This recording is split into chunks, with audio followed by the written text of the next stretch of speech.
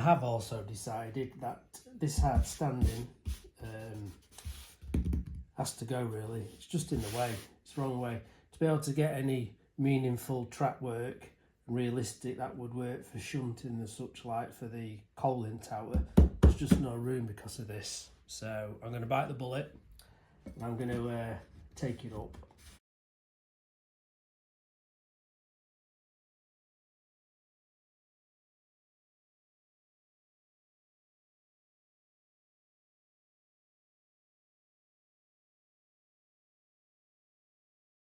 Okay, looks a bit messy at the minute, but I've stripped all that hard standing off.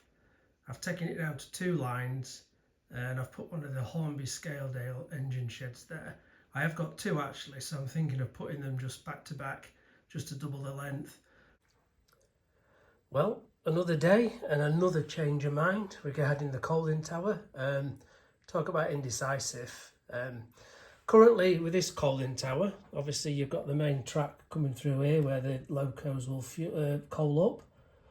Then you need another line here for the wagons to be brought in onto the lift, which would take them up to fill the coaling tower. But then you need a line to be able to take the dumped wagons back, and then to be able to shunt them onto another side in maybe here. When they're empty, once they're all done, the loco can then come collect them from a point at this side over here. If I just move it down and show you, and then take them away. So there's a lot of track work, but it looks really cramped. I just don't think it looks that great. So going back to this smaller one, if I was to replace the large coaling tower with this one, which would go in its place there, I would then have room to create an ash pit there before they get to the turntable, and I could run a siding along here closer, and I could probably put an ash plant tower there to collect and load up wagons and take them out this way. But what that would also mean by doing that is this 3-way point I could move this way, and it'd give me room then to put a catch point in there before anything hits the main line. And it just won't look as cramped. I could have a couple of longer sidings over here, one for the wagons to collect the ash and take it away. And I think it might just look a bit better. So I've got to make a decision because I've dwelled on this for bloody weeks now. So looking at it, I'm going to go for the smaller one. Decision made. So I'm going to play around with the track work, remove the large coaling tower, and let's do that.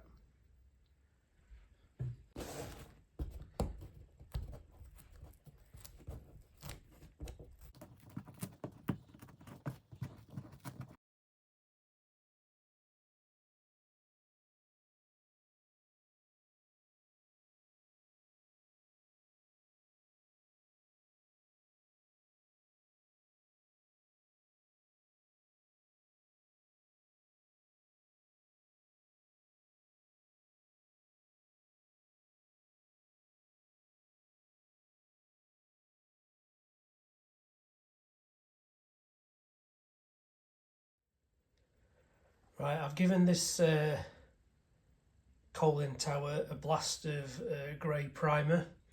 I've decided I want it this sort of a grey metal rusty colour as opposed to the red oxide. So that's been done. Now I'm just going to start detailing it. Obviously I can get some rust weathering along where all the rivets are and the seams and the joins. I'm just in the process of making a bit of a polystyrene infill to go in there, just so I can get some coaling, and then it should be ready to put into place. Right, well, this was the original track into the turntable where I was going to have the coaling tower. I've decided I'm going to keep this track, but this is going to be a clear one. So this will be for locos that can come in, just need to get to the sheds or be turned without the need for coaling or to empty the ash pits. This is the second line I've just put in, and it will connect up to the turntable there.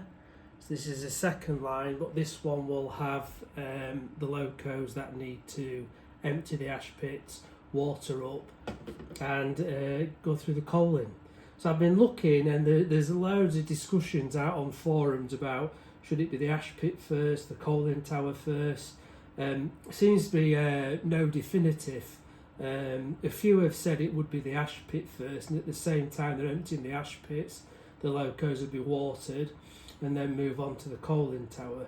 So what I'm looking at doing is maybe getting the ash pit somewhere around there, and at the same time we'll have a coaling crane, a water crane somewhere in that area, and then the coaling tower itself would be further down. So this is the Pico inspection pit, which I've just made short, grind it up, and that's going to act as my ash pit. I'll get some obviously bits of ash to put in there and spread around. These do come with 2 rails, which you put in and then butt up to the adjoining track. But what I am going to do, because I've read in the instructions you can do it, is this is a piece length of flexi track. I'm going to work out where it's going to be. I'm going to slide all the sleepers off and then slide this onto this track work so that there's a continuous join. I ain't got to worry about extra droppers or loss of connection. So that's going to go roughly in that area there, and then down to the coaling tower for locos, then to get onto the turntable. Well, maybe it's just me doing it wrong, but these are an absolute pig to get in. The plan was just to strip a length of the flexi track, to take the sleepers off and thread them through, but I just thought I'd have a go with these first just to make sure they're threaded all right, and they don't. I've chamfered the edge, got a right taper on them, but it's still just ripping the plastic sleepers off.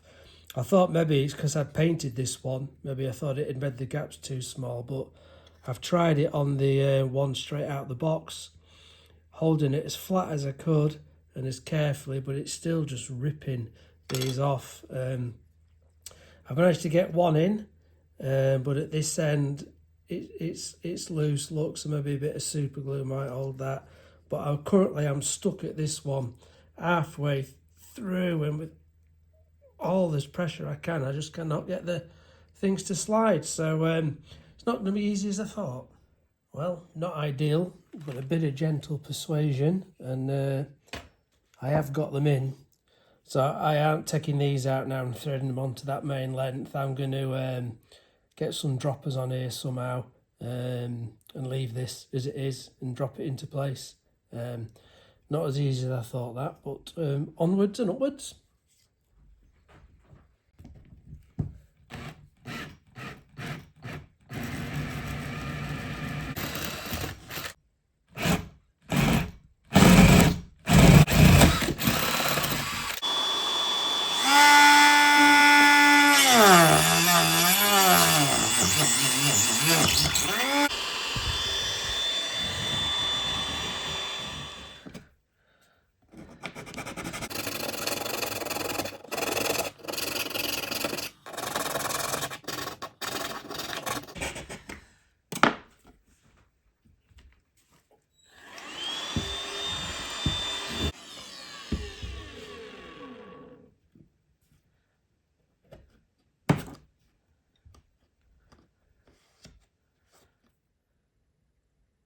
Okay, so I've redesigned the track work on this end of the entrance to the loco yard. I did want room for a small TMD for the few diesels I've got. I know people are probably screaming you can't do that, that shouldn't be there, but with the space I've got here and what I wanted, it works for me. I think I've got it just how I want it. So the track's coming in through this 3-way point. For the steamers, there's the middle track now where they can go straight onto the turntable if they don't need to fuel, coal up or get rid of the ash. If they do, they can come onto this line. So I've got this inspection pit put in here, which I'm going to just turn into an ash pit, and then they go on roughly to here where the coaling tower is, and then that does lead onto the turntable as well. This side in here is loose at the minute because I haven't decided just how I need it. but this will be for the wagons to collect the ash out of the pit. And then over that side now I've got a small diesel area which I'll just show you.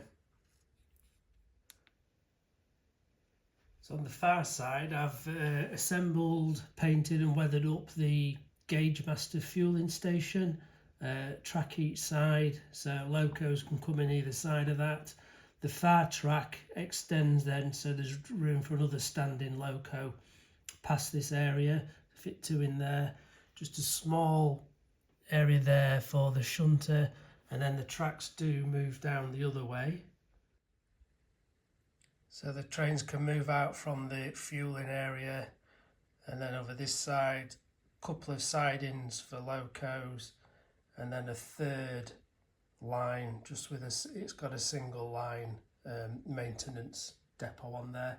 And that fits all the diesels that I got. I don't really intend on getting more diesels because they're not really my thing, but there's just a couple in particular that I just had to have. So I've got them in there, but that's really the extent of that area now. I just need to think about what I'm going to do for the ground. Is it going to be concrete hard standing around this area? I've got a couple of ideas which I'll show you, which may work. But that's pretty much the track work done. So when I'm thinking about hard standing areas around this diesel part, what I have got are some A3 sheets of this. Now it's I ordered it thinking it was the foam boards that I've been using, you know, the XPS foam boards, but when it came it was actually PVC foam board. It's really tough, firm. You can't sort of create textures on it. It cuts really well though. It's 3mm, and I have used this to do the dividers inside some of my buildings because you can cut it, shape it quite well. So my plan was to use this as a base really, just to bring the track level up. So if you can see this piece here, this was a piece I had on a hard standing that I've taken up, but it's got the 3mm PVC board, and then on the top it's got it's 1.5mm card, which I've scored, tried to create some sort of cracks in the concrete and then weathered it up. And it fits quite well against the track and it brings it up level really to the rails on the outside, so it creates quite a good surface. So when you actually get it, create the overhang, which is, so the sleepers are actually sitting there, it does go up very neat to the edge, if you can see, flush, so no problem with engines catching. So I think this is what I'm going to do for the majority of this area, and also for this fueling depot I've just cut a piece of the 3mm PVC board. I'm going to sit the fueling station on it because that raises it up again right to the level of the rails, so that works well. So now I know what I'm going to do. This will be the next part of the project really. Lots of cutting, shaping, measuring, gluing, painting, weathering, usual stuff really. Lots to do, but it'll keep me occupied. However, before I do any of this or start on this area, there's loads of little things I need to finish. I seem to start things but never quite finish a particular area, so I'm not even going to touch this yet. See, none of this new track's wired in, so I don't even know if it works right yet. So I'm just going to leave it for a while and try and do some little jobs. I need to finish the scenics in front of this little sleeper retaining wall. Again, along with this wall, I need to do all the bits in front of there. I've got bits of track still not ballasted. I've got tracks that still need weathering. Retaining walls that still need weathering. Not touched them.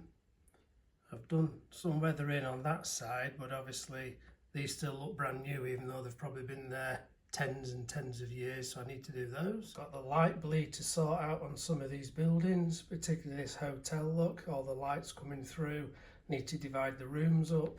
Same with the light bleed on this little station building there. I've got a signal box with no interior that needs looking at. So as you can see, quite a few little jobs that need doing really. I'm my own worst enemy, because I start something and I decide I want to look at something else, and before I know it, I've thrown myself into that and forget all the little finishing touches. So probably for the next couple of weeks, I'm going to do all these little things just to try and get some areas complete before I even attempt to look at this diesel area.